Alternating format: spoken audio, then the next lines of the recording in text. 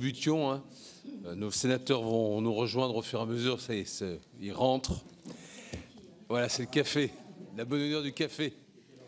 Bien, mes chers collègues, nous allons donc poursuivre nos auditions. Et donc, nous recevons ce matin Jean-René Le Cerf, donc président, et Madame Virginie Magnan, directrice de la Caisse nationale de solidarité pour l'autonomie, la CNSA, sur le projet de loi de financement de la sécurité sociale pour 2024. Je vous rappelle également que cette audition fait l'objet d'une captation vidéo et retransmise en direct, plutôt sur le site du Sénat. Voilà, et donc je vais vous demander, bien entendu, aux uns et aux autres de pouvoir solliciter nos invités par vos questions. Préalablement, nous entendrons les rapporteurs sur le sujet. Et puis, d'ores et déjà, je commence tout simplement, cher Président, avec le plaisir de vous retrouver, par vous donner la parole pour un propos liminaire. Voilà. Je ne suis pas venu depuis un moment au Sénat, une maison que je connais bien, que je retrouve toujours avec effectivement un très grand plaisir. Et c'est même la première commission à laquelle j'ai participé, c'était celle-ci, en des temps très anciens, c'était en 2001, avant de m'exiler à la commission des lois, qui était intéressante aussi. Très bien, très heureux effectivement d'être au Sénat pour cette présentation par le président du conseil de la CNSA que je suis, et puis ensuite par la directrice générale, effectivement, de cette 5e branche de la sécurité sociale du PLFSS 2024. D'abord, pour rappeler des choses qui sont certainement des vérités d'évidence, mais il faut toujours, à mon avis, les rappeler parce qu'elles sont utiles, c'est que la 5e branche de la sécurité sociale, la CNSA, est organisée d'une manière un peu originale. Dire qu'il n'y a pas d'autres exemples, effectivement, d'une situation, effectivement, où le conseil de la CNSA, qui n'est pas un conseil exécutif, qui est un conseil, instance de conseil, instance de critique, instance de demande d'innovation, de recommandation, où le conseil est composé, effectivement, de l'ensemble des parties prenantes de l'autonomie, pour reprendre l'expression qui était celle de Madame Marianne Monchamp, qui m'a précédé effectivement à la présidence du Conseil de la CNSA. Et dire que on essaye d'être complémentaires avec Virginie Magnan et avec effectivement l'ensemble de ses collaborateurs, mais on est dans des situations différentes. Vous avez d'un côté effectivement la Caisse, la direction de la Caisse, le personnel de la Caisse, qui fait très bien son métier, mais je retire le mais, qui est effectivement, par hypothèse, loyal au pouvoir public quel qu'il soit, et dont les capacités de critique sont quand même beaucoup plus limitées que les capacités de critique du Conseil. Le Conseil, ensemble des parties prenantes, ça veut dire effectivement qu'il y a certes des représentants de l'État, mais il y a aussi, et j'allais dire surtout, des représentants de toutes les grandes fédérations de personnes âgées et fédérations de personnes en situation de handicap. Il y a les départements, il y a les institutions de l'autonomie, il y a les 3 personnalités qualifiées, j'ai appris que j'étais qualifié comme ça, en ayant été désigné, si vous voulez, qui sont 3 sur 52, qui représentent donc peu de choses en nombre. Et puis, il y a aussi, bien évidemment, comme dans les autres caisses, la représentation à la fois des employeurs et des agents qui travaillent dans le secteur de l'autonomie, les syndicats patronaux, les syndicats d'agents. Et on essaye, au niveau de la Caisse, autant que faire se peut, d'avoir une opinion, au niveau du Conseil de la CNSA, d'avoir une opinion qui soit unanime, comme ce n'est pas toujours possible, soit extrêmement majoritaire. Mais souvent, les avis sont unanimes. Par exemple, récemment, la CNSA a présenté un avis sur... Le Conseil a présenté un avis sur la fin de vie. Cet avis a été voté à l'unanimité par les membres du Conseil. Et ma voix importe peu, si vous voulez, si c'était que ma voix. Ma voix, elle commence à importer lorsque j'exprime la volonté, effectivement, d'un Conseil qui réunit l'ensemble des parties prenantes. Je dis souvent... que le Conseil, c'est tout sauf la caution des pouvoirs publics. Le Conseil, c'est peut-être la conscience des pouvoirs publics, mais certainement pas la caution. Nous ne ménageons absolument pas les critiques. Je pense d'ailleurs, je l'ai dit à diverses reprises, nous sommes des enquiquineurs, pour ne pas utiliser une formule qui a été utilisée par d'autres récemment. Et si nous n'étions pas des enquiquineurs, nous ne ferions pas correctement notre travail. Notre travail essentiel, c'est d'attirer l'attention sur ce qui ne va pas. C'est les trains qui n'arrivent pas à l'heure qui nous intéressent. Et puis mettre effectivement les pouvoirs publics devant leurs responsabilités par rapport à ces problèmes.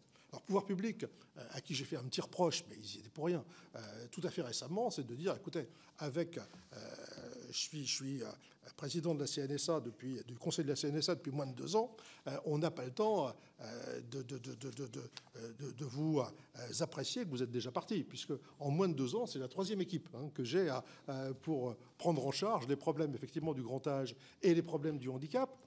Ce qui, au-delà de la sympathie que j'ai pour les uns et pour les autres, n'est pas une excellente manière de pouvoir gérer effectivement dans la continuité les problèmes qui se posent. Alors, les obsessions, si vous voulez, du Conseil qui se retranscrivent dans l'avis d'ailleurs qui a été remis, elles sont nombreuses et elles tiennent fondamentalement à la volonté d'avoir une cohérence d'ensemble sur les problèmes du handicap, une cohérence d'ensemble sur les problèmes de la fragilité, que nous avons beaucoup de mal à voir se mettre en place année après année.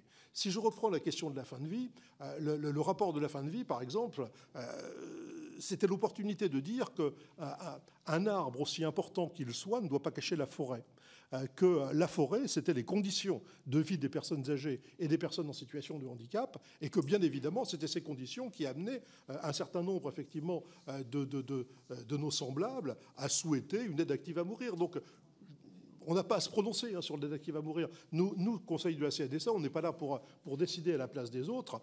Nous ne proposons ni le maintien intégral des lois Claes-Leonetti, ni le suicide assisté, ni l'euthanasie. On dit simplement, tout cela relève de l'autorité du législateur, mais ce qu'il faut savoir, c'est quel est le contexte, et le contexte permettra effectivement au législateur de prendre les meilleures décisions.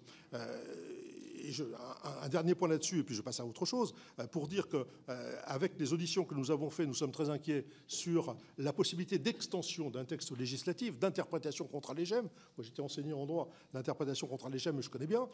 Et nous avons vu, par exemple, élus des responsables des Pays-Bas disant nous étions très favorables à l'aide active à mourir qui avait été mise en place, aussi longtemps que les conditions qu'avait fixées le législateur ont été respectées. Et puis, aujourd'hui, on en est à proposer l'euthanasie à des personnes âgées sans pathologie. Là, nous ne sommes plus d'accord. Donc, une de nos recommandations au Parlement, humblement, même si je suis ancien parlementaire, consiste à dire, surtout, soyez extrêmement précis si vous décidez effectivement de mettre en place une aide active à mourir sur les conditions, de façon à ce que la jurisprudence ne puisse pas aisément les interpréter, et s'il faut revenir ultérieurement, parce qu'on se rend compte qu'on ne peut pas interdire éternellement aux personnes en situation de handicap mental ou aux enfants de bénéficier, entre guillemets, de cette aide active à mourir, ce sera au législateur de reprendre effectivement son travail, de remettre le métier sur l'ouvrage, et seul lui, à mon avis, peut modifier à ce moment-là la teneur des questions. Obsession donc du Conseil de la CNSA sur le problème des collaborateurs de l'accompagnement et du soin, des professionnels de l'accompagnement et du soin. Aussi longtemps que nous n'aurons pas le nombre de professionnels de l'accompagnement et du soin dont nous avons besoin, les meilleurs textes et même les meilleurs efforts financiers ne pourront pas effectivement donner les résultats que l'on en attend. J'ai été marqué en lisant le rapport El Khomri par une disposition, un petit paragraphe de ce rapport qui n'a été remis en cause par personne, où elle déclarait, il n'est pas si ancien que ça, le rapport El Khomri, où elle déclarait qu'il faudrait en 2025, donc demain, il faudrait 350 000 collaborateurs supplémentaires si on voulait pouvoir faire face aux nécessités liées aux défis démographiques, sachant que ce chiffre impressionnant s'explique aussi par le turnover extrêmement important qu'il y a dans ces professions, aussi longtemps que ces professions ne seront pas suffisamment reconnues, suffisamment rémunérées, suffisamment organisées. Et on se réjouit que dans le projet de loi sur le financement de la sécurité sociale, il y a un dispositif qui se met en place, qui d'ailleurs avait été prévu lors du PLFSS précédent. Ce sont les 2 heures que l'on baptisait de convivialité, que l'on baptise aujourd'hui de lien social, qui pourront faire 9 heures sur un mois, et qui non seulement amèneront un plus important pour les personnes handicapées, pas pour les personnes handicapées, pour les personnes âgées. Il y a un problème se pose de savoir si l'extension serait utile vis-à-vis des personnes handicapées, mais il se trouve que dans la PCH, il y a déjà ce temps qui était prévu. Mais non seulement c'est essentiel de savoir que la personne qui est à leur côté, elle peut être à leur côté non seulement pour procéder à la toilette, pour procéder à la préparation des repas, pour faire prendre les repas, mais qu'elle peut aussi rester à leur côté pour discuter avec elles, discuter de leur vie, de leur famille, de la prévention qu'il serait utile qu'elles mettent en place, pour les accompagner, si elles peuvent encore le faire, à faire le tour de leur jardin si elles en ont un, ou les accompagner à faire quelques courses si c'est dans leurs possibilités. Mais en plus, si vous voulez, de servir, c'est vraiment gagnant-gagnant ce dispositif, parce qu'en plus de servir la personne âgée, ça servira aussi à faire en sorte que le travail de l'aide à domicile puisse commencer à être très largement transformé, que l'on arrête d'avoir ces personnels de l'aide à domicile qui sont prises 2 heures le matin, 2 heures en fin d'après-midi, qui sont payés à... moi, j'étais président de département. J'ai demandé quel était le salaire moyen des aides à domicile dans mon département du Nord, qui n'est pas un petit département, 800 euros. Il faut vraiment avoir l'esprit de service public chevillé au corps, si je peux m'exprimer ainsi, pour continuer à travailler dans ces conditions-là pour une des fonctions les plus nobles qui soient. Donc ça aussi, c'est notre obsession, et d'essayer de faire en sorte que non seulement on ait davantage de reconnaissance qui s'exprime également en matière financière, des efforts ont été réalisés d'ailleurs ces derniers temps sur ce point-là, mais que également on organise des carrières. Moi, je rêve effectivement à ce qu'une personne qui commence comme aide à domicile puisse devenir aide-soignante, qu'une aide-soignante puisse devenir infirmière, qu'on les accompagne effectivement dans la carrière, et que pour les personnes qui n'avaient pas le temps ou n'avaient pas l'envie de vouloir évoluer dans leur profession, eh bien, lorsqu'elles prennent de l'âge, on en fasse des personnes ressources. On a bien créé, beaucoup de départements ont bien créé des assistantes familiales ressources, pour permettre effectivement à leurs jeunes collègues de mieux prendre en main leur travail et d'éviter les choses trappes dans lesquelles elles-mêmes étaient tombées. Moi, je sais que dans mon département, ça a donné de très bons résultats. Je pense que l'aide à domicile ressources pour des personnes en fin de carrière, ça pourrait être une façon effectivement de terminer une carrière de manière très utile et sans avoir effectivement les charges qui sont inhérentes. Au niveau également des obsessions du Conseil, le problème du logement. Le problème, et là on va rentrer dans le vif du sujet, y compris sur les EHPAD, le problème de l'accueil des personnes âgées, et notamment des personnes âgées dépendantes, en termes de logement. On a cassé, c'est très bien, on a cassé le choix drastique et le choix totalement insupportable entre le domicile classique et l'EHPAD. Beaucoup de gens ne peuvent plus rester au domicile parce que le domicile, lorsque vous êtes seul, lorsque vous êtes en situation de dépendance, il peut très bien être mortifère, donc ce n'est pas l'alpha et l'oméga, et pourtant ces personnes ne veulent pas rentrer en EHPAD, et les dérives qui ont été connues ces dernières années, notamment avec le livre Les Fossoyeurs, effectivement, l'affaire Orpea, qui n'est peut-être que la partie émergée de l'iceberg, si je peux m'exprimer ainsi, n'amène pas effectivement à avoir une envie forte de rentrer en EHPAD pour des personnes qui ont encore leur autonomie. Et puis moi, j'avoue que je ne me ferai jamais à ce terme d'EHPAD, établissement d'hébergement pour personnes âgées dépendantes. Ça pose aussi effectivement un problème d'attractivité, si on peut s'exprimer ainsi. Se mettent en place des logements intermédiaires, qui sont, à mon avis, le grand dossier de demain. Logements intermédiaires qui peuvent être des logements inclusifs, qui peuvent être des logements partagés, qui peuvent être des résidences services seniors, voire l'accueil familial, qui peut être développé, comme c'est le cas d'ailleurs dans un certain nombre de départements. Et j'avoue que jusqu'à présent, chaque fois que je sors, par exemple, d'un habitat partagé, j'en sors relativement fier de la politique de mon pays. Qu'il s'agisse d'habitat partagé pour des personnes âgées et même très âgées, ou qu'il s'agisse d'habitat partagé pour des personnes en situation de handicap, et notamment de handicap mental. J'ai visité, il n'y a pas si longtemps, un habitat partagé pour des jeunes Alzheimer. Jeunes Alzheimer, c'est à partir de 45 ans et jusqu'à, j'allais dire 72, parce que c'est mon âge, si vous voulez. J'ai rarement vu, effectivement, un établissement où des personnes qui souffrent de ce type de maladie peuvent mener une vie qui, même à nos yeux, est une vie qui demeure valoir la peine d'être vécue. Et je suis convaincu que ce sera effectivement un développement important qui devra se faire dans les années à venir. J'étais hier avec l'adjointe au handicap de la ville de Paris qui regrettait effectivement qu'il n'y ait pas davantage d'initiatives qui soient prises et à laquelle j'ai rappelé que l'AVP, l'aide à la vie partagée, était déjà effectivement un succès pour la 5e branche de la sécurité sociale et que ça se développait effectivement de manière importante. Et puis on en vient à l'EHPAD. Et l'EHPAD fait partie des thèmes que le PLFSS nous amène à aborder, puisque le PLFSS propose effectivement qu'on puisse fusionner les sections soins et puis dépendance des EHPAD. Mais là où je suis surpris, c'est que c'est à la carte, si je peux m'exprimer ainsi. C'est les départements qui en feront la demande, on pourra effectivement fusionner. Je crains que cela n'ajoute, si vous voulez, à un phénomène qui est un phénomène auquel on doit remédier, qui est l'inégalité du traitement des personnes en situation de grande fragilité selon le lieu où ils habitent. On finira par avoir des personnes âgées, des personnes handicapées qui choisissent leur domicile en fonction des politiques départementales. Enfin, tout ça n'est pas acceptable. Le Conseil de la CNSA pense qu'il faut aller plus loin, que peut-être le temps est venu de se poser la question de savoir si l'EHPAD ne devrait pas être d'une compétence qui devienne une compétence totalement nationale. Mais pour cela, il faut être clair et franchir le mur de l'opacité, pour ne pas dire le mur de l'hypocrisie.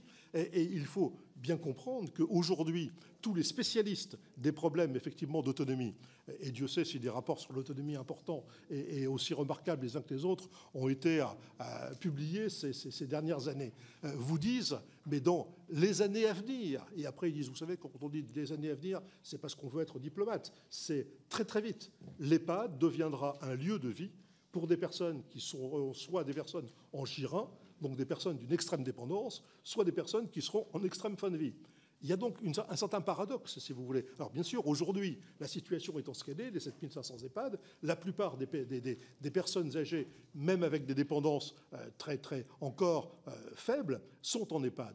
Mais notre conviction au Conseil de la CNSA, c'est qu'elles n'ont rien à faire en EHPAD. C'est qu'il faudrait effectivement les porter dans un habitat intermédiaire, parmi ceux que j'ai cités tout à l'heure, parce que c'est réellement dans cet habitat intermédiaire qu'on pourra mettre en place l'appréhension, ce qu'on a domiciliaire, ce qu'on appelait autrefois le virage domiciliaire, mais il y a tellement de virages qu'on se dit que ça va finir par être dangereux. Mais bon, soit donc ce virage domiciliaire qui amène effectivement les personnes qui quittent leur domicile, le quittent pour un autre domicile, mais à l'insécurité et la solitude en moins, si on peut s'exprimer ainsi. Cela est parfaitement pertinent pour l'habitat partagé, pour l'habitat inclusif, pour les résidences seniors.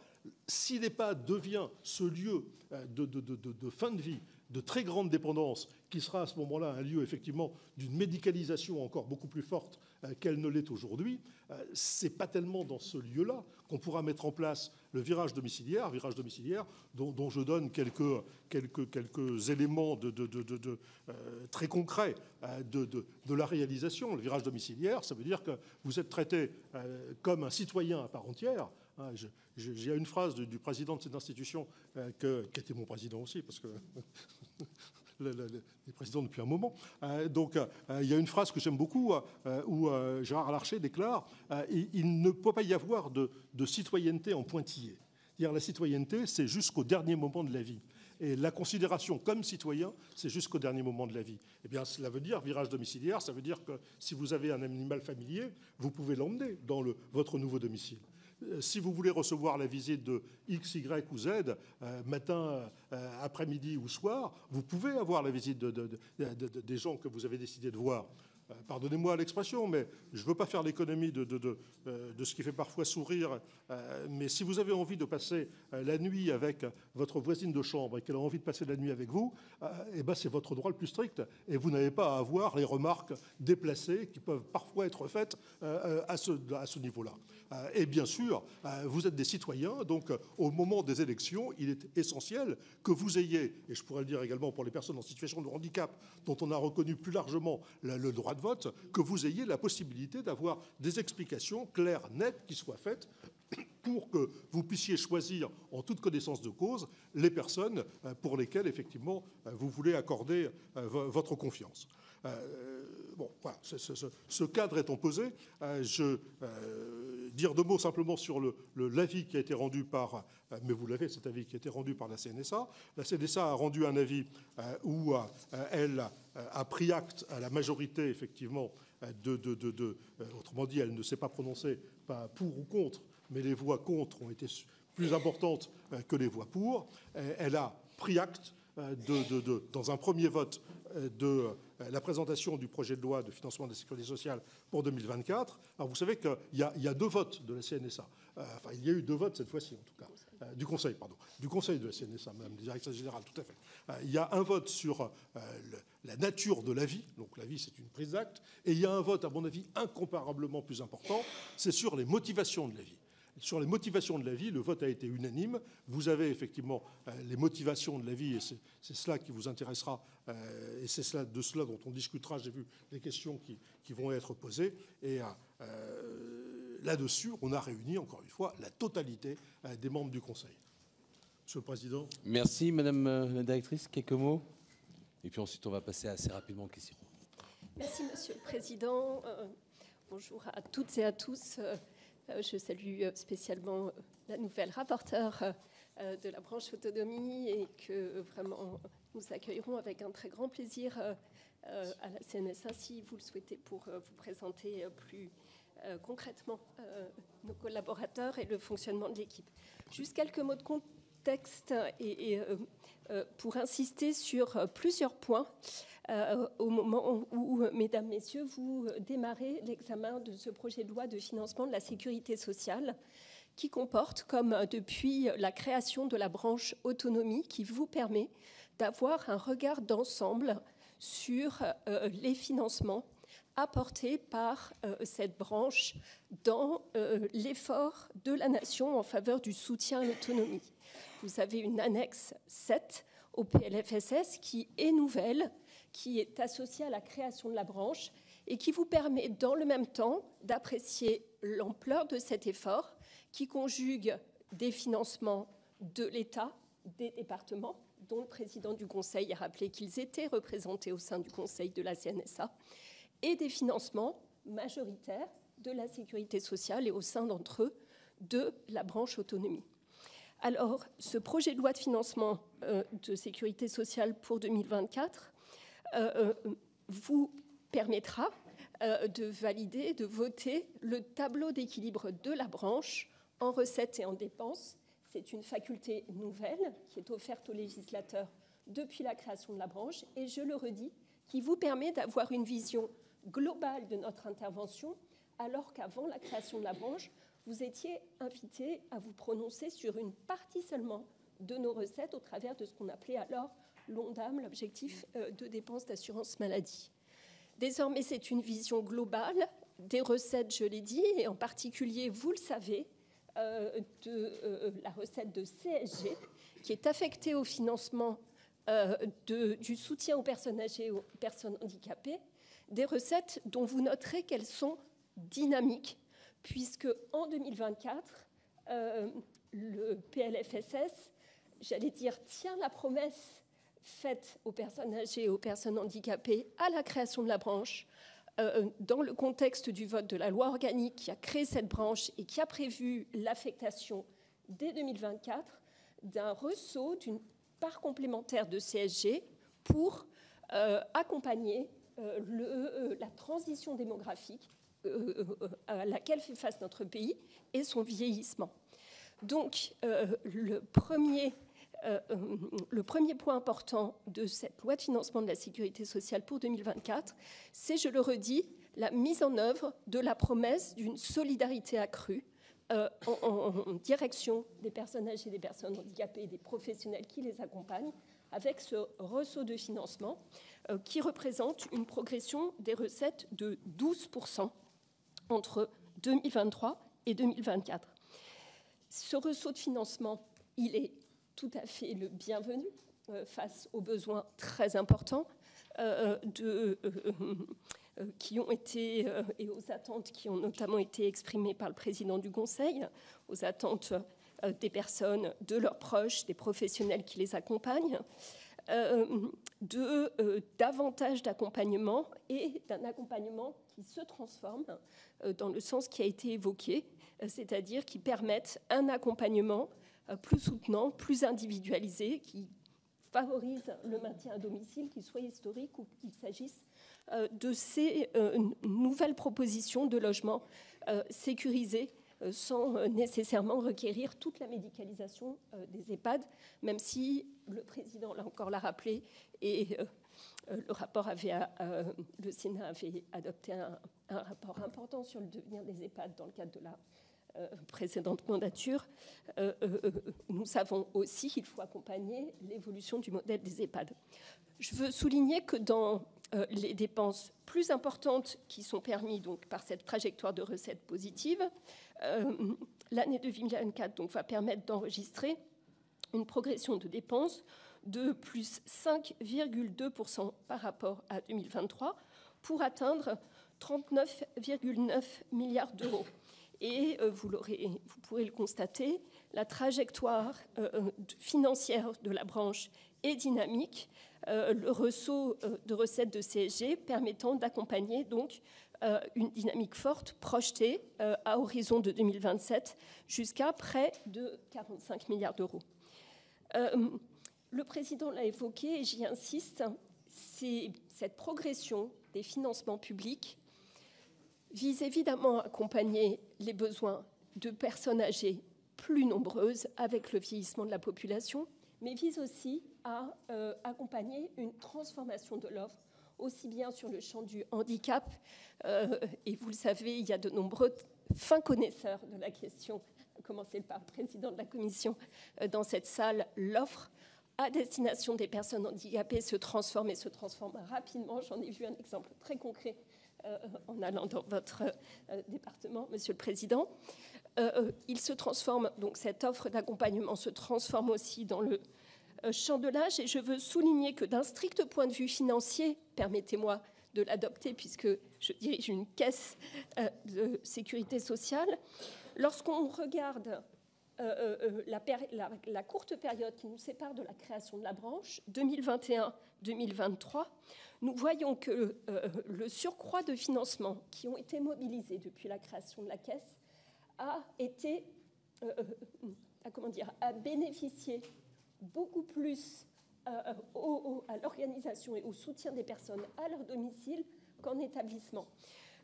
Lorsqu'on regarde l'ensemble des financements qui appuient le financement des services d'aide à domicile au travers des différents concours de la Caisse, en lien bien sûr avec la mise en place des mesures qui ont été votées dans les deux précédentes PLFSS, dans les deux précédentes loi de financement de la sécurité sociale, notamment la mise en place d'un tarif plancher, notamment la mise en place d'une dotation qualité, eh bien, le total du soutien de la Caisse lié à ces prestations individuelles, à la revalorisation de la branche de l'aide à domicile, représente une augmentation de 39% de nos financements, alors même que le soutien, j'allais dire, aux autres établissements a été évidemment très dynamique, sous l'effet en particulier des revalorisations du Ségur, mais s'élève à peu moins de 12%.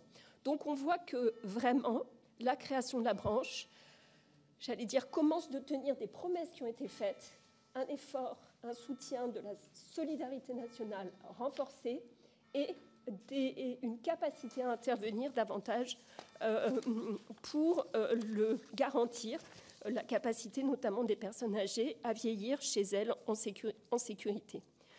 3 éléments sans vouloir être beaucoup plus longue et je pense que la réponse aux questions permettra de les compléter si vous m'en laissez le loisir, pour vous assurer d'une part que dans le tableau d'équilibre de la branche, et comme vous le voyez à travers une des dispositions de la loi de financement de la sécurité sociale, ce projet de loi va permettre de commencer de mettre en œuvre les mesures de la très importante conférence nationale du handicap qui s'est tenue au printemps dernier et qui vise notamment à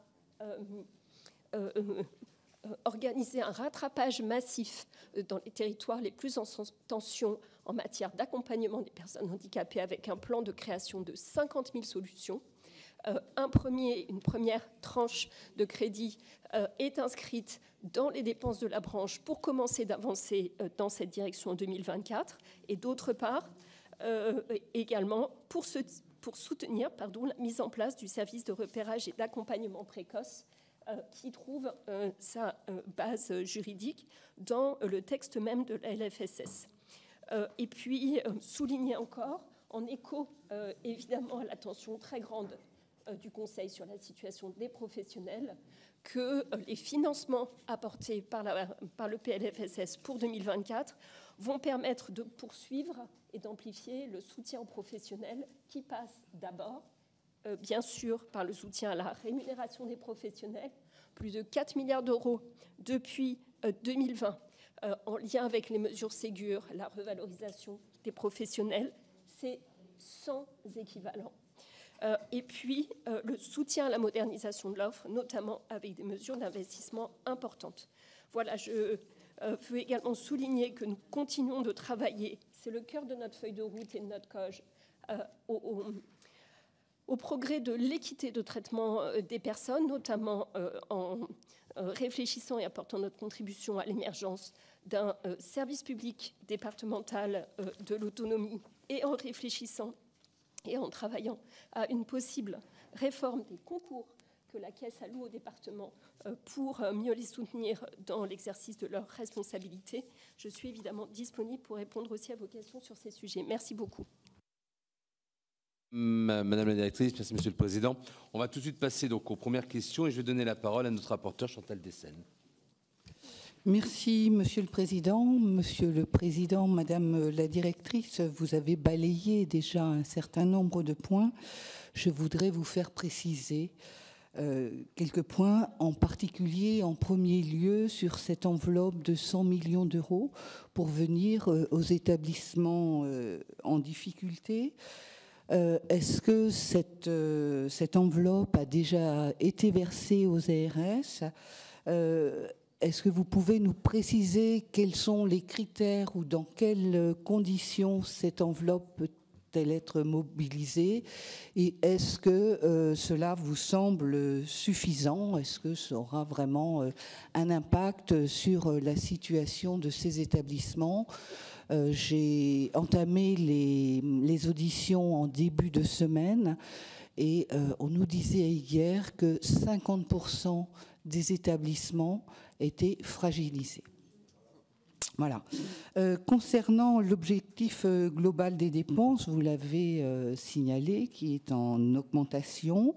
Mais d'après vous, est-ce que ce rythme est cohérent avec la promesse qui a été faite de 50 000 solutions nouvelles d'ici 2030 ? Au niveau de l'article 38, avec le repérage des enfants handicapés ou présentant des difficultés. On sait actuellement que les centres d'action médico-sociaux précoces ont un petit peu de mal à remplir leurs objectifs et qu'il y a une file d'attente. Est-ce que, malgré cette nouvelle mesure de 44 millions d'euros fléchés, on va pouvoir répondre aux besoins et absorber la file d'attente ? Vous avez évoqué aussi la fusion des sections soins et dépendance qui était préconisée dans de nombreux rapports. Monsieur le Président, vous y avez en partie répondu, puisque effectivement se pose le risque qu'il y ait une différenciation de traitement selon les départements. Donc, en plus, vous l'avez rappelé, c'est à la carte. C'est un choix qui est définitif. Ne pensez-vous pas qu'il aurait peut-être été souhaitable, comme le préconisaient certains rapports, qu'il y ait une expérimentation avant de le mettre en place sans qu'il y ait de retour possible pour les départements, et puis peut-être une certaine réserve des départements pour aller vers cette fusion, parce qu'on ne sait pas bien encore comment, qui aura la gouvernance, comment, dans quelles conditions, etc. Je voudrais revenir aussi sur l'offre des services d'aide à domicile, qui passe entre autres par une réforme de leur financement. Quel bilan faites-vous de la mise en place d'un tarif plancher national pour ces services? Et pouvez-vous évaluer l'impact de cette mesure sur le reste à charge des départements d'une part, mais aussi sur le reste à charge des usagers ou résidents? Je vous remercie. Je vous laisse répondre. Je ne sais pas qui commence. On va s'organiser ensemble sans trop de difficultés. On en a un peu l'habitude. Sur le premier point sur les fameuses 100 millions. Ces 100 millions sont considérés effectivement, j'allais dire bien évidemment, comme dérisoires par rapport effectivement à la demande qui était faite, puisque les 100 millions concernent à la fois le problème des EHPAD et le problème effectivement des services à domicile. Et puis, ce qui me paraît effectivement regrettable, si vous voulez, c'est que ça se renouvelle juste avant les vacances chaque année. C'est-à-dire que chaque année, il y a effectivement, lors du Conseil de juin ou de juillet, les alertes qui sont faites par les présidents des fédérations, par exemple, d'aide à domicile, les représentants également des EHPAD, pour dire, ben voilà, s'il ne se passe rien, nous mettons la clé sous la porte, ce n'est plus possible, on n'y arrive plus. Donc, on prend notre bâton de pèlerin, on va au ministère et on dit au ministère, c'est plus possible. Lequel ministère nous dit, bon, ben, on va dégager effectivement des crédits d'urgence. Et là, on a dégagé 100 millions effectivement de crédits d'urgence. Bon, nous souhaiterions effectivement ne plus avoir jamais ou presque de crédits d'urgence à distribuer, mais qu'il y ait effectivement des réformes structurelles qui permettent, quelquefois difficiles certainement à accepter pour certains, mais qui permettent effectivement de ne plus vivre de cette manière-là. En outre, vous avez aujourd'hui des éléments conjoncturels, c'est-à-dire les EHPAD sont moins remplis aujourd'hui qu'ils l'étaient hier. Moi, j'ai des présidents de département qui me disent je souhaiterais fermer tel nombre d'EHPAD. À qui je réponds, mais il ne faut pas fermer les EHPAD, mais peut-être les transformer. Transformer ces EHPAD en résidences, services, personnes âgées. Ce qui nécessite effectivement des travaux, et des travaux relativement importants. Vous savez, ce qu'on appelait autrefois les foyers logements, qui aujourd'hui, on en parle avec un peu de commisération, c'était une façon effectivement de pouvoir maintenir une vie qui soit sociale, qui soit intéressante, qui laisse effectivement beaucoup plus d'initiative aux personnes qu'elles ne peuvent l'avoir aujourd'hui en EHPAD. Et je pense qu'il faut les repenser pour les actualiser en fonction des besoins d'aujourd'hui. Donc sur ces 100 millions, après la distribution, Virginie vous en parlera. Sur votre remarque sur le soin, le tarif plancher. Le tarif plancher, c'était une très bonne chose que d'avoir un tarif plancher. Mais moi, j'ai toujours regretté les modalités avec lesquelles il s'est mis en place. C'est-à-dire ce tarif plancher qui a consisté effectivement à passer à 22 € dans un premier temps, alors que certains départements étaient à 16 ou 17, il a laissé dans les départements une amertume considérable. Une amertume considérable, tout simplement parce que la décision de compenser à l'intégralité, elle a abouti très souvent à financer des départements parmi les plus aisés, pour ne pas dire parmi les plus riches des départements. Quand vous avez les Alpes-Maritimes, pour qui c'est un véritable pactole. Et c'est un effet d'aubaine qui se renouvelle année après année. Alors que des départements beaucoup moins riches avaient fait l'effort de se mettre d'ores et déjà aux 22 € parce que leur population en avait effectivement absolument besoin. Et cela, ma foi, on les oublie tranquillement en se disant, bon, ils y étaient, tant pis pour eux, il n'y a pas de compensation à faire. Je souhaiterais, si vous voulez, qu'à l'occasion de la refonte, sur laquelle je reste un peu sceptique, de la refonte des dotations de la CNSA, de l'État au département, on puisse mettre fin à ce système, effectivement, qui est un système qui se transforme d'année en année en effet d'aubaine pour un chiffrage de l'ordre de 300 millions, quand même. C'est pas rien, la compensation. Alors, je disais un jour où j'étais de mauvaise humeur, vous faites du Robin des Bois à l'envers, vous prenez effectivement aux pauvres pour donner aux riches. Bon, c'était pas juste, puisque le tarif plancher, il est important, il est important qu'il soit à 22. Bon, il y a un certain déséquilibre dans la situation des départements. je pense qu'il faudra effectivement le revoir, ce problème-là. D'autre part, les 22 € étant insuffisants sont passés à 23. Il y a les 3 € qui peuvent être donnés en complémentarité, effectivement, par la CNSA. Il faudrait peut-être que, sur ce point-là, on élargisse la possibilité, parce que 23 plus 3... mes connaissances de mathématiques me permettent de dire que ça fait 26, et on s'approche un peu à la fois de ce qui serait considéré par les grandes fédérations comme étant le tarif auquel elles peuvent s'ajuster. Sur le soin et la dépendance, vous avez parlé d'expérimentation. Alors là, je prendrai une tournure optimiste en disant, moi je considère comme une expérimentation, mais c'est peut-être pas exactement ce que dit le législateur, il faudrait que ce soit interprété comme une expérimentation, parce que sinon ça n'a pas de sens. Laisser effectivement, dans un pays où vous avez des politiques qui sont aussi différentes, où on se bat effectivement pour avoir à la fois le maintien de la spécificité départementale, mais l'octroi d'aides qui soient comparables, dans des situations comparables, du nord au sud et de l'est à l'ouest. Là, vous allez créer effectivement des disparités supplémentaires qui n'existaient pas. Moi, je serais beaucoup plus favorable à ce qu'il y ait une solution qui soit une solution globale, le passage à la compétence de l'État, en contrepartie, d'ailleurs, que les départements voient réaffirmer leurs compétences sur tout ce qui est domicile, au sens ancien et au sens nouveau du terme, parce que je crois que la proximité, elle est extrêmement utile pour le domicile, elle est extrêmement utile pour les alternatives au domicile, et puis si l'EHPAD devient un lieu d'extrême fin de vie, il est normal que la médicalisation y soit ce qu'elle doit être.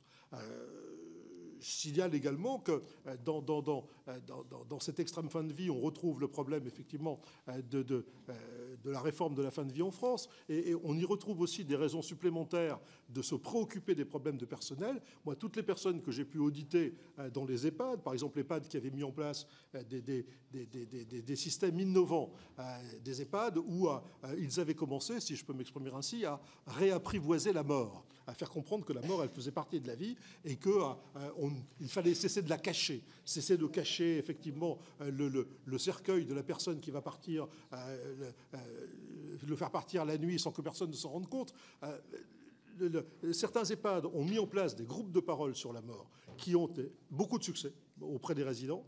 On décidait par exemple que lorsque une personne décédée, elle, plutôt que de cacher son cercueil, il y avait une sorte de haie d'honneur qui était faite lorsqu'il quittait effectivement l'EHPAD, que quelques jours plus tard, on retrouvait les voisins, la famille, les voisins de chambre, les amis, dans une manifestation que je qualifierais de conviviale, où il y a les photos effectivement du défunt, où chacun rappelle la vie qu'il a pu avoir, les souvenirs qu'il a eus auprès du défunt, et chacun sait que lorsqu'il partira, il ne partira pas comme un voleur, mais qu'il partira effectivement dans la plus grande sérénité. Alors, quelques compléments sur vos 5 questions, en essayant d'être rapide. Comment est-ce que les crédits de la CNSA ont été alloués aux ARS? Ils ont été notifiés. Donc, les ARS connaissent leurs enveloppes. Ces crédits sont constitués par un abondement des dotations aux fonds d'intervention régionaux. Ils seront effectivement payés fin octobre. Ils doivent permettre d'aller vite. Et d'aller d'autant plus vite que, je veux le souligner, l'ensemble des agences régionales se sont mobilisées conformément au terme d'abord de l'instruction du 29 septembre et de la demande de la ministre Aurore Bergé de mettre en place les commissions départementales qui vont être les lieux de supervision des situations critiques. L'ensemble des ARS donc, se sont mobilisés conjointement avec les services des directions départementales des finances publiques qui ont vocation à co-présider ces commissions, en sorte que les commissions départementales, qui seront, je le redis, le lieu d'appréciation des difficultés, soient toutes installées début octobre, et elles l'étaient dans l'ensemble des départements. C'est donc bien dans ces commissions qui sont constituées autour, j'allais dire, du noyau dur des agences régionales de santé et des direction départementale des finances publiques, et qui associe à titre principal le représentant, le président du conseil départemental, l'URSSAF, les CEPAM, la Banque des territoires, donc l'ensemble des financeurs et des institutions qui sont en capacité d'apporter une appréciation sur la situation économique des structures, que les situations ont vocation à être examinées et à être soutenues, le cas échéant, par les crédits du fonds. Le président soulignait que ces fonds avaient tendance à se renouveler. Je veux dire que c'est la première fois, s'agissant des EHPAD, et cette création, elle fait écho à la situation effectivement difficile que vous évoquez, qui est caractérisée également par une autre annexe des ESMS portant sur la situation économique des établissements sanitaires et médico-sociaux, qui relève que les comptes d'un certain nombre de ces établissements se sont dégradés, à la fois sous des effets structurels qu'a évoqué le président, peut-être une crise de confiance dans le modèle EHPAD après la crise Orpea, après la crise Covid, mais également des raisons tout à fait conjoncturelles qui tiennent à l'inflation, au coût des matières premières et aussi aux difficultés et aux tensions sur le marché de l'emploi, aux difficultés à recruter des professionnels qui font qu'on voit dans le secteur médico-social ce que connaît malheureusement le secteur sanitaire depuis de nombreuses années, c'est-à-dire la difficulté à recruter de manière pérenne, le recours à l'intérim avec, j'allais dire, le renchérissement très conséquent des masses salariales associées à ce recours à l'intérim, en se souvenant que suivant les structures, ces masses salariales, c'est 75 à 80% du budget des établissements. Donc, bien sûr que ces fonds, ils ont vocation à être mobilisés tout de suite, ils sont disponibles, ils viendront aussi, ils ont vocation à venir en complément de l'ensemble des aides de droit commun qui peuvent être mobilisées, et c'est pour ça que la ministre a tenu, les ministres ont tenu à ce que les URSSAF, la direction des finances publiques puissent être représentés pour recourir aussi aux dispositifs, j'allais dire, tout à fait usuels dans le cadre des situations difficiles, étalement de dette sociale et fiscale. Voilà, dans une appréciation globale, les commissions auront vocation à soutenir un rétablissement pérenne avec une aide d'urgence mobilisée en tant que de besoin en complément des dispositifs de droit commun et suivre la mise en œuvre du rétablissement. Vous m'interrogez, alors vous avez évoqué la question du repérage et du niveau de rehaussement des dotations des CAMS.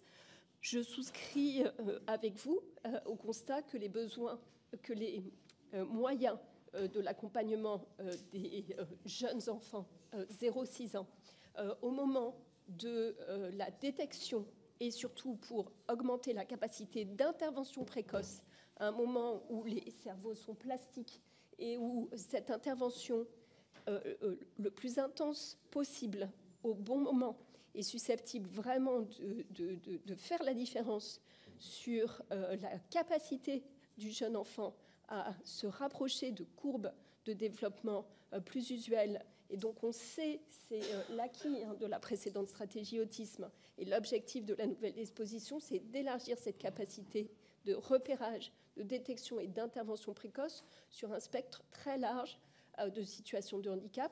On sait que cette intervention, elle est cruciale. C'est la raison donc pour laquelle ces financements sont alloués.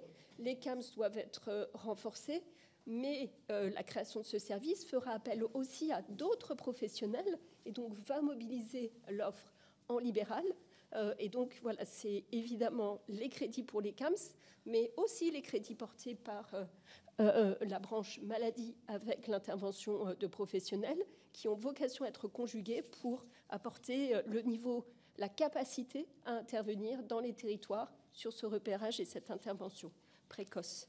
Je me permets d'ajouter un mot sur cet aspect qui tenait vraiment très à cœur au Conseil de la CNSA, puisque nous en avions fait la recommandation lors de la conférence nationale du handicap, et Mme Darrieussecq nous avait dit qu'elle ferait en sorte qu'il y ait effectivement des dispositions dans la loi de financement, et c'est le cas, qui aillent dans ce sens. Moi, j'avais rencontré de nombreux directeurs et directrices de CAMS qui m'avaient tous donné le même message. Le message, c'était le fait qu'ils étaient occupés à 150%, si je peux m'exprimer ainsi, qu'ils étaient incapables de faire face à ce qu'on leur demandait, qu'aujourd'hui, ils ne voyaient plus dans beaucoup de départements que les enfants de moins de 3 ans, c'est-à-dire que les enfants de 3 à 6 ans, il n'y avait plus effectivement d'attention qui leur était portée parce qu'ils ne pouvaient plus le faire, et qu'ils avaient absolument besoin d'avoir un renchérissement de leurs moyens pour qu'ils puissent tenter d'avoir des collaborateurs supplémentaires.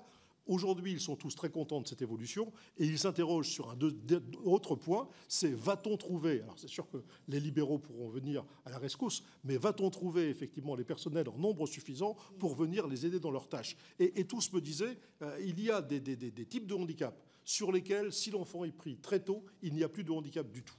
Et lorsque ce n'est pas le cas, le handicap dont il souffrira sera sans commune mesure avec celui dont il aurait souffert s'il n'y avait pas eu de prévention précoce. Je crois donc que c'est une mesure essentielle et c'est une mesure qui, sur la durée, sera une mesure qui ne coûtera rien, je serais tenté de dire aux contribuables, bien au contraire. Parce que c'est une mesure qui, certes, au-delà du calendrier des échéances électorales, amènera effectivement des progrès considérables.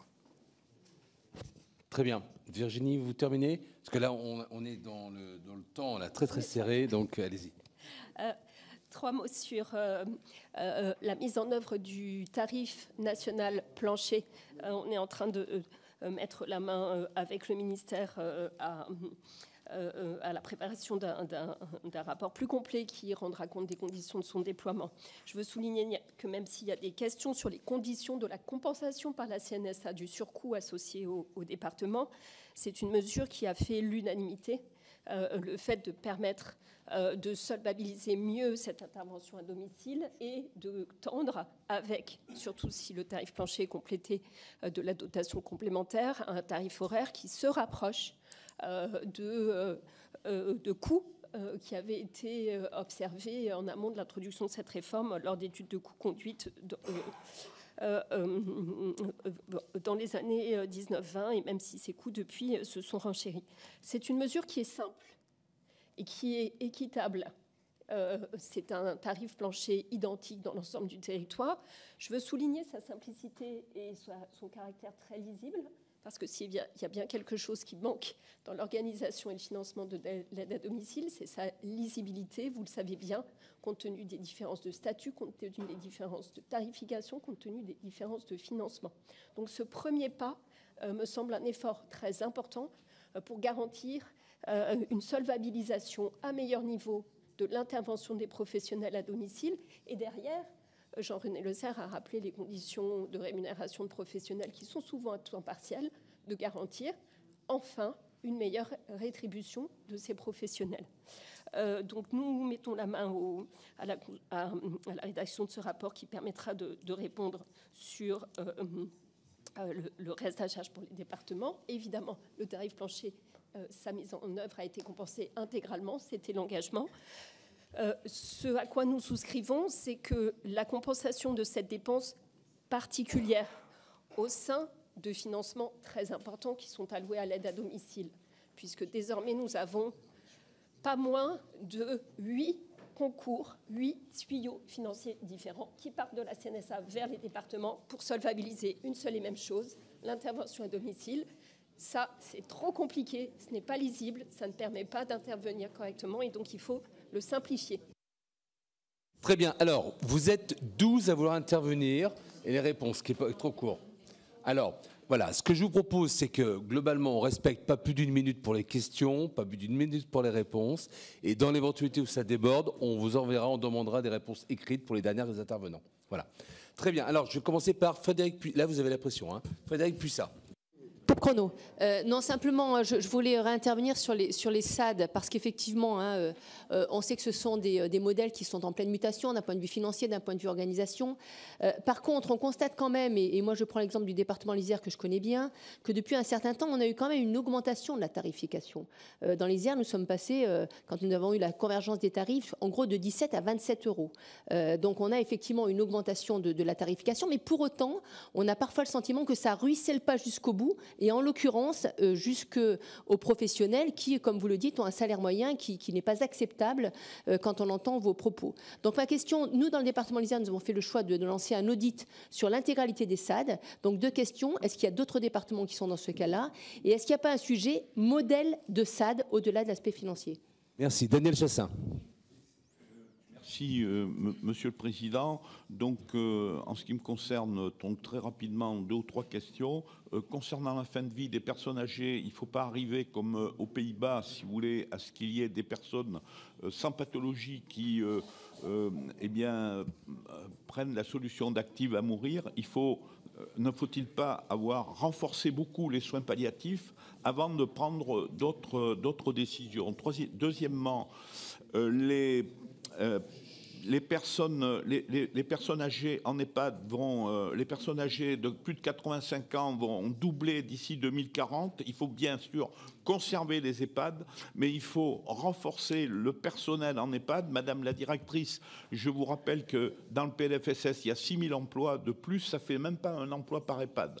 Et actuellement, on a un GMP très élevé. Il faut donc avoir au moins progressivement 50 000 emplois dans les EHPAD. Ça fait 5 emplois par EHPAD, plus 10 000 emplois pour renforcer les SIAD. Ne faut-il pas faire cela très rapidement et renforcer les résidences autonomie pour ne pas avoir à augmenter les EHPAD, pour ne pas avoir à augmenter les EHPAD. On peut toujours faire des commissions, mais c'est le financement qui est important. Et je voudrais remercier Monsieur le Président qui connaît bien le problème. Merci. Merci. Alors, le texte, le sujet fin de vie n'est pas dans le texte, hein, donc on passe sur les autres sujets. Alors, Corinne Imbert. Très bien. Alors, Elisabeth Devano. Oui, alors moi, je vais insister sur l'inquiétude des territoires par rapport à l'état des EHPAD. C'est vrai que ce n'est pas un très joli nom, je vous l'accorde. Mais en tout cas, c'est comme ça que ça s'appelle aujourd'hui. Donc, on continue à prendre le même dénominatif. Une grande inquiétude des élus locaux parce qu'ils sont souvent dans la gouvernance, hein, les maires, et donc ils voient bien la montée de l'inflation, l'alimentation, l'énergie, comme vous dites, le recours à l'intérim qui coûte aussi beaucoup. Et je pense que les 100 millions d'euros ne suffiront pas à comment dirais-je, oui, 10 millions par département, comme tu le dis, c'est pas suffisant.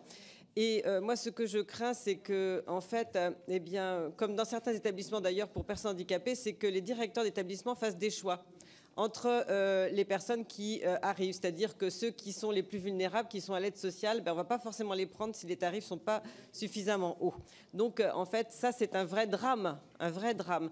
Et pour les personnes handicapées, moi, j'ai eu l'exemple, par exemple, de parents qui ont mis leur jeune fils de 18 ans dans un établissement et donc qui avaient fait, comment dirais-je, c'est même pas l'effort, mais enfin, qui avaient toujours eu leur fils à la maison, mais pour lui donner plus d'autonomie, donc l'ont inscrit dans un établissement. Et le fait est que l'établissement n'a pas voulu, dans un premier temps, faire de l'accueil séquentiel, alors que les parents auraient souhaité qu'il s'adapte petit à petit, parce que justement les financements ne sont pas suffisants pour faire cet accueil. Ils préféraient que le jeune eh bien, reste couché tous les soirs. Et ça, c'est inacceptable.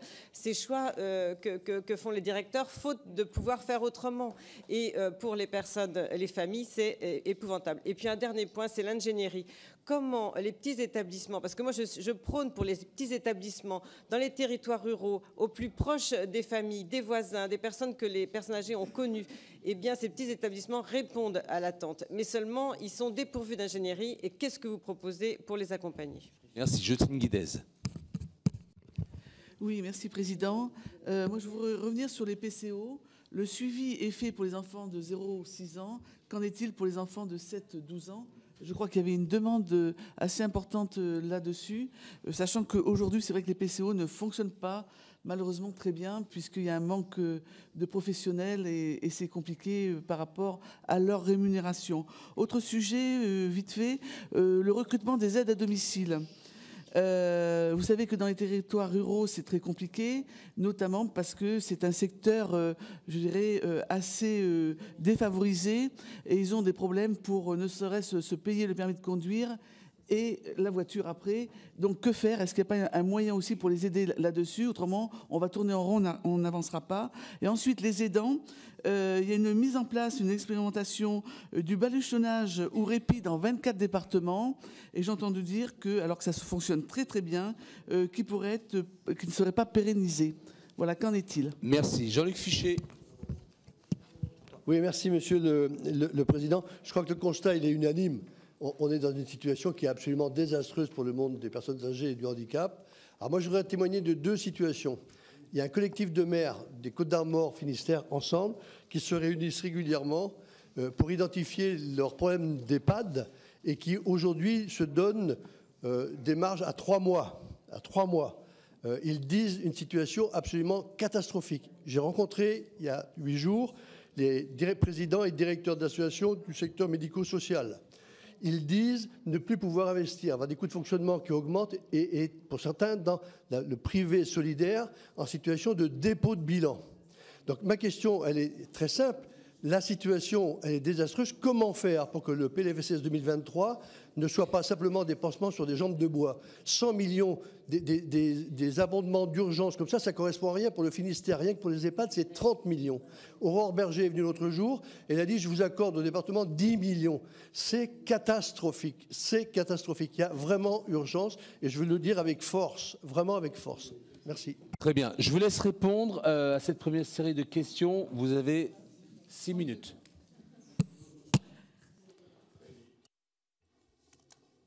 Oui, alors, quelques éléments, si vous voulez, de réponse sur l'ingénierie, par exemple, que vous signaliez, qui est un vrai problème. Moi, je sais également qu'il y a des problèmes d'ingénierie que rencontrent en milieu rural les directeurs d'EHPAD lorsqu'ils ont des projets de reconstruction, par exemple. Ils n'ont pas été formés à ce genre de choses. Là, il y a une solution qui serait une solution très facile, qui permettrait également, d'ailleurs, aux départements de s'investir, et je pense qu'ils seraient heureux de le faire, puisque tous les départements ont mis en place ce qu'on appelle généralement des agences techniques départementales. Ils ont même rénové ces agences techniques départementales. Moi, je l'avais fait en créant des structures qui leur permettent de mettre à disposition gracieusement des techniciens auprès des communes.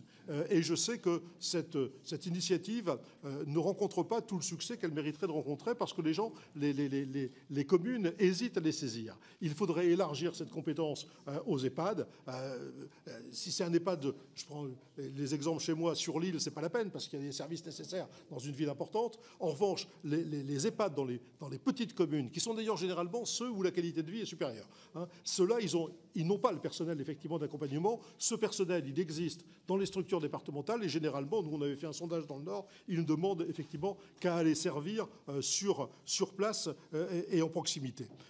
Je partage l'opinion qui a été dite sur les soins palliatifs, mais là, je crois que c'est vraiment une opinion qui est unanime sur le développement. Il y a quand même des crédits qui sont désormais prévus sur cela. Le plan en 10 ans me paraît une très bonne chose.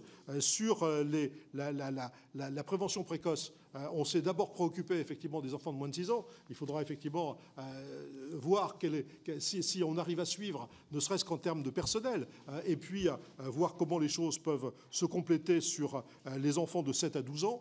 Je signale d'ailleurs que là aussi, les départements, parce qu'il faut bien que les départements soient aussi très présents dans ces politiques, les départements sont extrêmement intéressés par la détection précoce du handicap chez l'enfant, parce que parmi ces enfants, il y a énormément d'enfants de l'aide sociale à l'enfance. Vous savez, les enfants de l'aide sociale à l'enfance, c'est un des plus grands échecs de notre République, puisque vous envoyez beaucoup à la sortie de l'aide sociale à l'enfance en sans domicile fixe dans la rue, et vous en retrouvez beaucoup effectivement dans les prisons.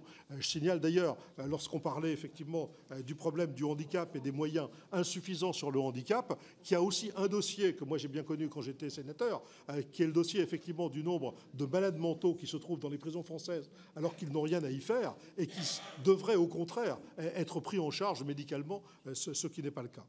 Je te laisse enchaîner. Vu de ma fenêtre, vous avez interrogé, Madame la sénatrice, le modèle des services d'aide à domicile. C'est vrai que la difficulté à voir se rétablir la situation du secteur dans un contexte où des financements importants, nouveaux, ont été alloués sur la période récente, je le redis, avec la mise en place du tarif plancher, avec le développement progressif de la dotation complémentaire, interroge. Il y a plusieurs actions qui sont conduites de manière parallèle. Les financeurs, évidemment, travaillent et vont travailler dans le cadre des commissions départementales à, j'allais dire, ouvrir le capot des modèles économiques, des structures accompagnées, pour qu'au-delà de l'aide très ponctuelles, ce soit bien des démarches de rétablissement de l'équilibre qui soient mises en œuvre, c'est important.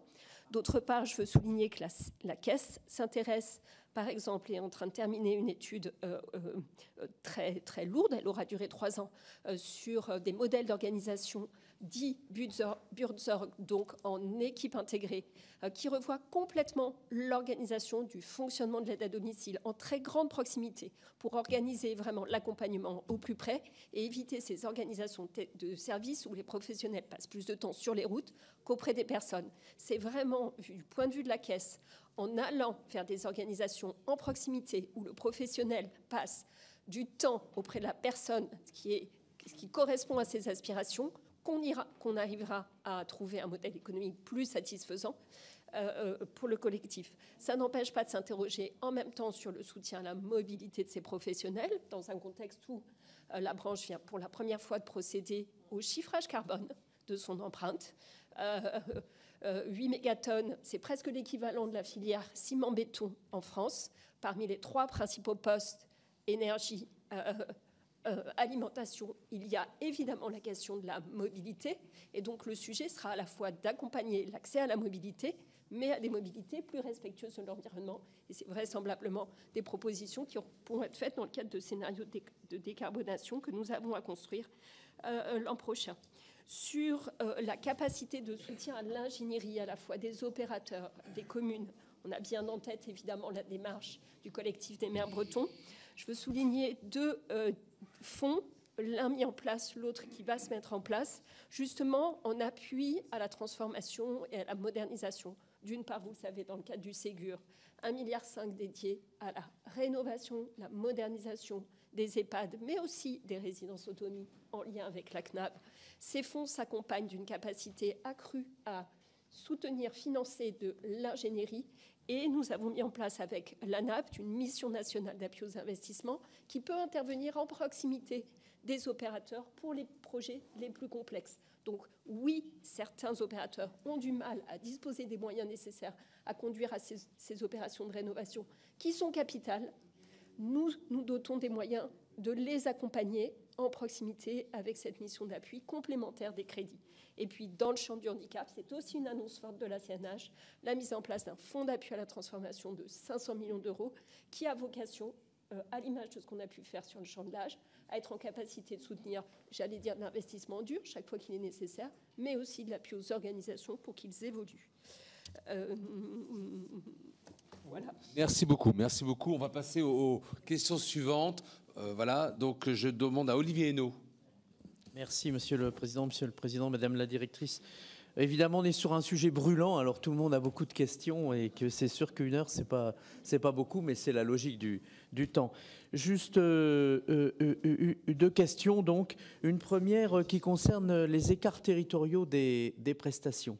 Est-ce que ces écarts se réduisent? Alors moi, je vous avoue que je suis partagé parce qu'il y a le principe d'autonomie des départements et de décentralisation, mais est-ce que c'est tenable à partir du moment où on a cette logique de branche et où on aura demain la loi, j'espère, grand âge, hein, c'est la situation paradoxale dans laquelle on est. C'est pas étonnant que ça craque de partout. On a une branche, mais on n'a pas la loi grand âge. Et puis, deuxième question, ça concerne le futur et la vision. Quelles évolutions voyez-vous pour la CNSA, si vous pensez ou si vous souhaitez que ça reste le bon outil de gouvernance de cette branche, qui a quand même une caractéristique, c'est de ne pas être gérée de manière paritaire comme une autre branche. Je vous remercie. Merci beaucoup, Alain Milon. Oui, merci, merci, Monsieur le Président. Monsieur le Président, Madame la Directrice, Monsieur le Président, d'abord, merci pour la présentation de ce rapport avec toujours le même enthousiasme que je vous connaissais du temps où vous étiez sénateur.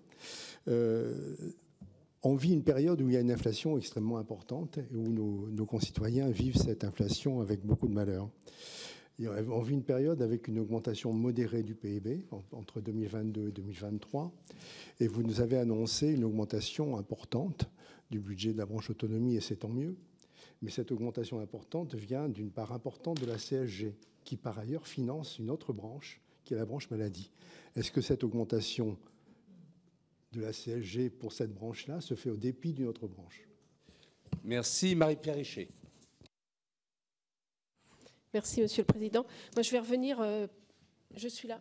Je vais revenir sur des questions qui ont déjà été posées, mais pour moi c'est important aussi, parce que je voudrais saluer bien entendu le fonds dont vous avez parlé, mais aussi vous dire que par exemple pour la région Centre-Val de Loire, ça représente 800 000 euros pour les seuls SAD, sachant que le département du Cher, pour le déficit de nos associations dépasse les 4 millions d'euros à ce jour, et que le département a soutenu 2 associations qui sont aujourd'hui en redressement judiciaire.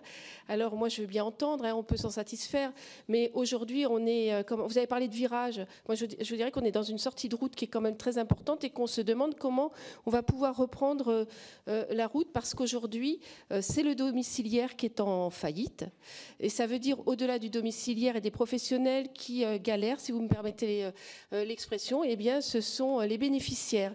Et vous avez évoqué le bilan carbone. Alors, je ne vais pas sourire du bilan carbone, mais dans le département du Cher, qui a une très grande densité, avec une population vieillissante, on ne baissera pas beaucoup le bilan carbone parce que les sociétés ou les associations ne veulent pas aller au plus loin de nos territoires quand il y a simplement 2-3 personnes.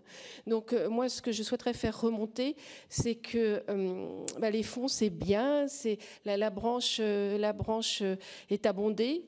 Mais quid aujourd'hui des départements comme le Cher qui ne peuvent pas du tout assurer le financement, le déficit de toutes ces associations. Et puis pour aussi rappeler, enfin je sais que vous le savez, mais que souvent ce qui est pris en compte pour les associations, c'est le temps qu'elles passent à domicile et pas les fonctions entre guillemets support, RH et tout, qui engendrent aussi ce déficit. Donc est-ce que la question s'est posée? Merci. Merci. Corinne Ferré. Oui, merci. Il y a déjà eu un certain nombre de questions posées. Pour autant, je souhaiterais insister sur quelques points. Tout d'abord, cette branche est présentée en excédent, certes, mais cela ne doit pas masquer le besoin de financement très important pour prendre soin des personnes âgées dépendantes, qu'on peut estimer à peu près à 9 milliards d'euros annuels. Donc on est loin de ce dont nous avons besoin, nous aurions besoin. Les enjeux nouveaux sont majeurs. La refonte, en particulier de la prise en charge de la perte d'autonomie des personnes âgées, ça a été évoqué, mais il faut des moyens. Il faut des moyens qui sont aujourd'hui insuffisants, tant en ce qui concerne les personnels qui interviennent ou les nouveaux postes qui peuvent être créés. Vous l'avez évoqué vous-même, Monsieur le Président, le nombre, c'est pas après-demain, c'est demain. Ce nombre très très important de postes à créer, l'obligation de formation aussi de toutes ces personnes, qui sont majoritairement des femmes aussi, ne l'oublions pas. Donc un effort a été fait effectivement dans le cadre du Ségur pour une revalorisation des salaires, ce qui peut expliquer aussi cette augmentation des dépenses, mais ça ne suffit pas, vous le savez très bien. Donc il faudra aller au-delà. Il faudra aussi, et je rejoins Alain Millon sur sa question, parce qu'il n'y a pas de réelles nouvelles ressources, mais il y a une fraction de recettes de CSG qui ont été attribuées à cette branche. Alors, quid de la CSG, elle n'est pas extensible à volo. Quid des autres branches qui pouvaient bénéficier, entre guillemets, de cette contribution? Vraiment, je m'associe complètement à cette question. Je voudrais insister aussi, ça a été dit, mais dans le Calvados, nous le vivons aussi particulièrement, autant par les établissements que par les structures associatives, notamment qui accompagnent les personnes âgées à domicile. Ces 100 millions d'euros qui ont été attribués, enfin, je ne veux pas être indécente, 100 millions, c'est une grosse somme, mais ramener au budget de ces structures, voire ramener au budget complet de cette branche, c'est rien du tout, totalement insuffisant. Et on est, j'ose le dire, simplement dans de la communication tout à fait ponctuelle et qui ne portera pas de solution durable pour toutes ces structures que, comme la rapporteure l'a rappelé, qui sont en grande difficulté. Déficit aussi de la médicalisation des EHPAD. Là aussi par manque de personnel. Donc c'est une question là pour le coup que je voudrais formuler. Qu'est-ce qui est prévu par rapport à cela? Et enfin juste terminer par rapport au handicap et spécifiquement l'article 38 qui propose un accompagnement pour les plus jeunes enfants qui souffrent de troubles du neurodéveloppement. Je voudrais souligner, et si vous ne l'avez fait, je vous invite à lire le rapport que nous avons commis avec mes collègues Jocelyne Guidez et Laurent Burguin sur ce sujet, qui formulait un certain nombre de préconisations. Très bon rapport. Jean-Marie Van den Berg. Merci, Monsieur le Président, Monsieur le Directeur, Monsieur le Président, Madame la Directrice, pardon, Monsieur le Président. rapidement, moi je dis vraiment, je tire le signal d'alarme. Il y a urgence. Certes, la trajectoire financière n'est pas mauvaise par rapport au rapport Libault et les demandes répétées, enfin les rapports répétés qu'il y a pu y avoir. On est dans la bonne trajectoire. Mais comment vous allez mobiliser ces milliards? C'est urgent. Il y a dépôt de bilan. Moi, j'ai nombre d'EHPAD. Pratiquement la moitié, pour ne pas dire tous les EHPAD du département du Pas-de-Calais sont en dépôt de bilan. L'aide à domicile, il y a un collectif qui s'est créé. Ils sont en dépôt de bilan. Ils ont les tarifs, c'est plus 23, 26 ou 27, c'est 31. Soyons sérieux. Donc, qu'est-ce que vous comptez faire? C'est pas avec les 100 milliards qu'on règle le problème, là, dans l'urgence. Moi, j'attends une réponse très claire de la part de la CNSA. Très claire. Je pense que, d'ailleurs, il y a aussi un crédit. C'est ce que me rappelait d'ailleurs l'ancienne ministre de la Santé. Elle me dit, il y a un crédit ingénierie et travaux qui était prévu pour les EHPAD, qui n'est pas suffisamment sollicité. Il y a 1,5 milliard pour en faire des lieux ressources. Il y a un fonds qualité, il est très peu sollicité aussi. Et les EHPAD n'ont pas connaissance de ça. Ou les associations non plus. Donc voilà, pour moi, je tire le signal d'alarme. Vraiment, c'est maintenant qu'il faut agir. Merci. Pour terminer, Florence Lassarade. Merci, Monsieur le Président. Merci, Monsieur le Président, Madame la Directrice. Je voulais revenir sur le fonctionnement des CAMS. Apparemment, vous avez des solutions. Moi, pour avoir été pédiatre et avoir adressé des enfants aux CAMS, j'ai constaté comme le dysfonctionnement entre le libéral et l'hospitalier était un frein à la prise en charge des enfants. Il fallait vraiment que ce soit les familles qui demandent elles-mêmes la prise en charge. Et tout le travail fait en libéral, en particulier par l'Association française de pédiatrie ambulatoire, est très mal pris en compte, alors que c'est relativement économique. C'est un dépistage. Et finalement, la courroie de transmission ne fonctionne pas. Alors peut-être que ça s'est amélioré depuis que j'ai arrêté mon exercice, mais je voulais attirer votre attention là-dessus.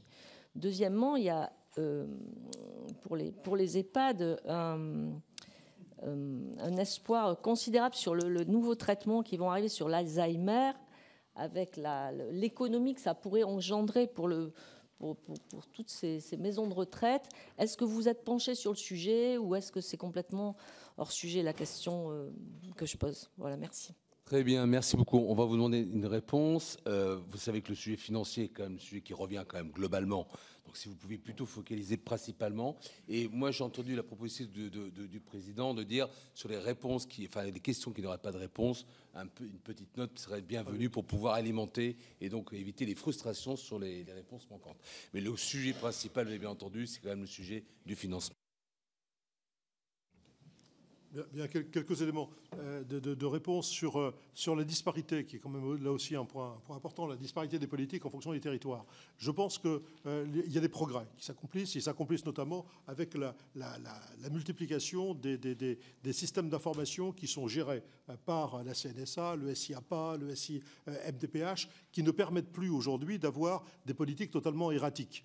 Et puis rassurer peut-être effectivement les tenants, et nous sommes tous, de l'autonomie des collectivités territoriales, en disant que l'uniformité n'est pas réclamée. On ne demande pas que ça se passe de la même manière en Lozère et à la ville de Paris. On demande simplement que l'attention qui est portée et que les moyens qui sont donnés soient des moyens comparables. On en est très très très loin aujourd'hui. Mais ça va dans le bon sens, et notamment avec la multiplication de ces systèmes d'information qui sont d'ailleurs souhaités par la plupart des départements. Sur l'excédent qui a été évoqué, il y a un excédent important. Est-ce que cet excédent, il a vocation réellement à attendre 2027 pour être absorbé? Je ne le crois pas. Une proposition avait été faite par le Conseil qui consistait à dire que cet excédent devait permettre d'abonder de 500 millions d'euros chaque année les crédits d'investissement sur les EHPAD.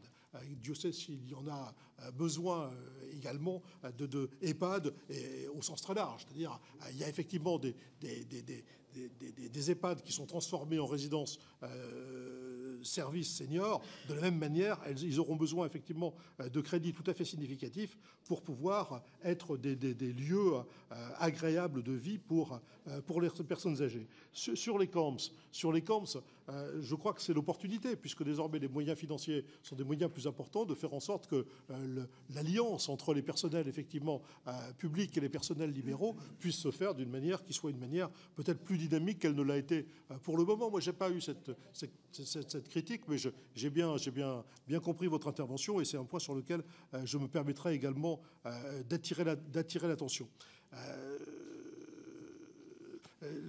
Jean-Marie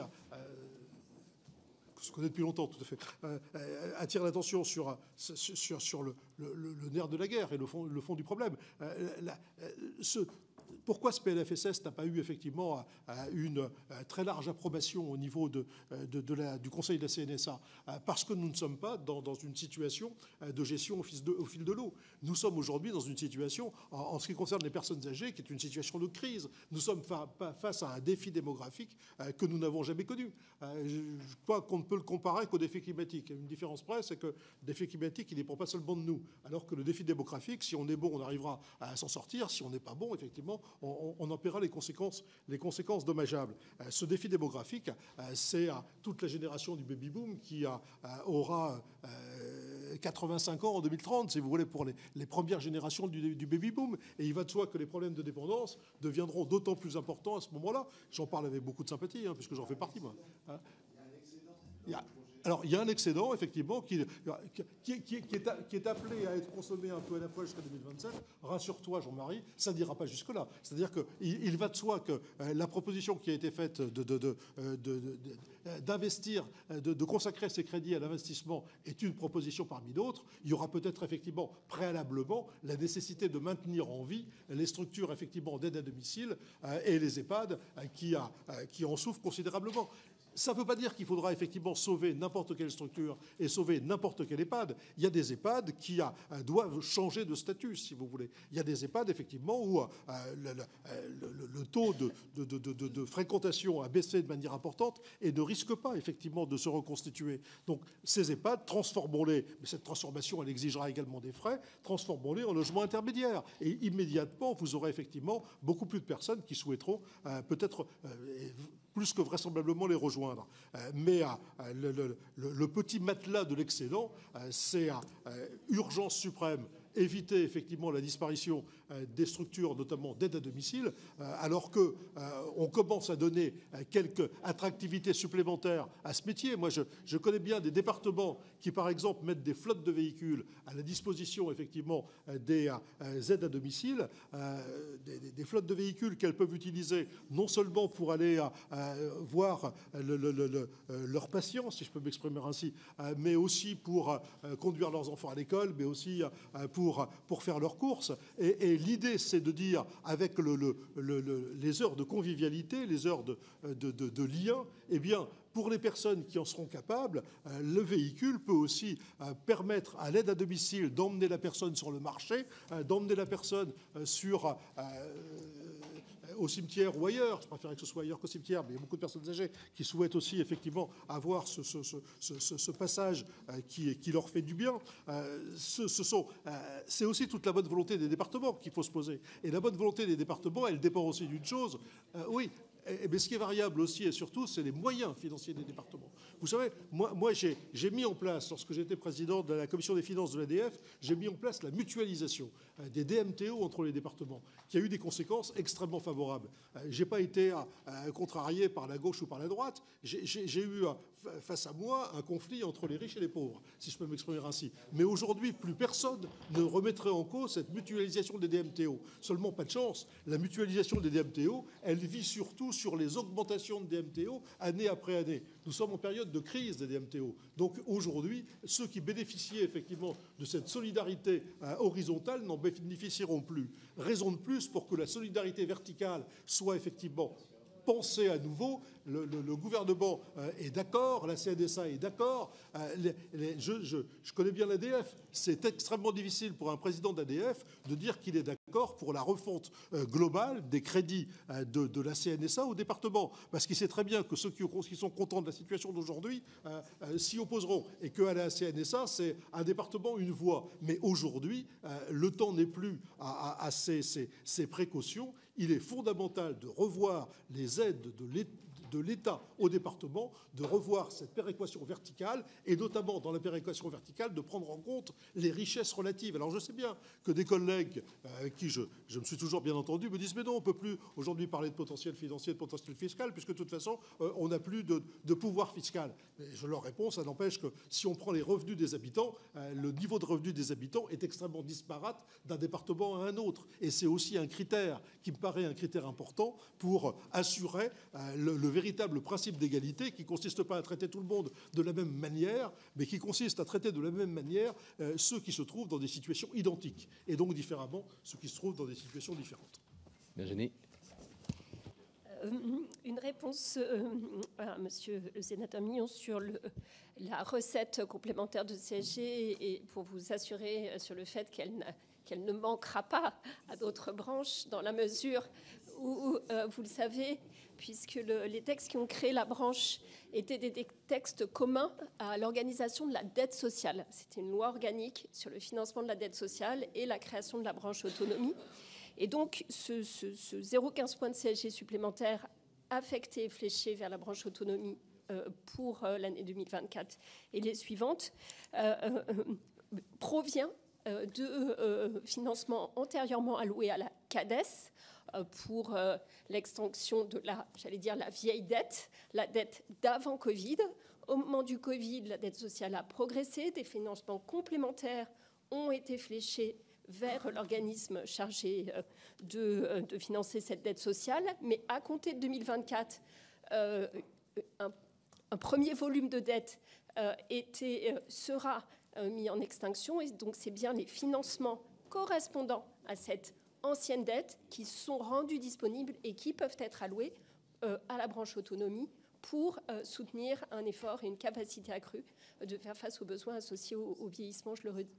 Donc, il n'y a pas de tuyau entre les branches et entre les caisses nationales. Et puis,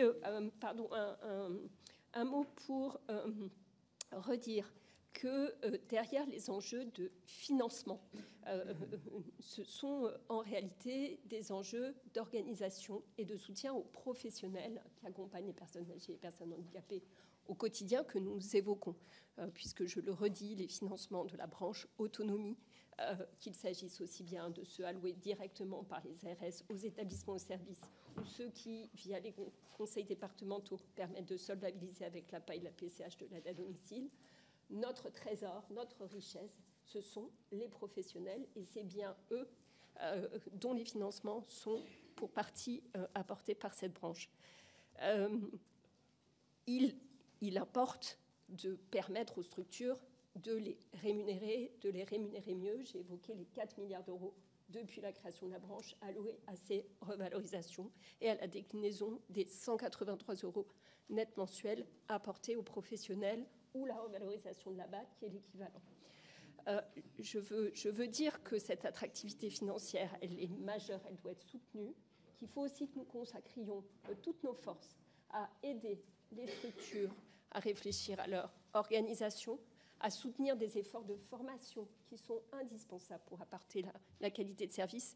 Et c'est la raison pour laquelle j'invite tous ceux d'entre vous qui sont désireux de prendre un temps plus long de réflexion sur l'attractivité des métiers et les conditions d'exercice des professionnels à nous rejoindre en distanciel au 7e rencontre Recherche et Innovation que nous organisons très prochainement, début novembre, précisément sur la thématique des professionnels qui interviennent auprès des personnes âgées en situation de handicap.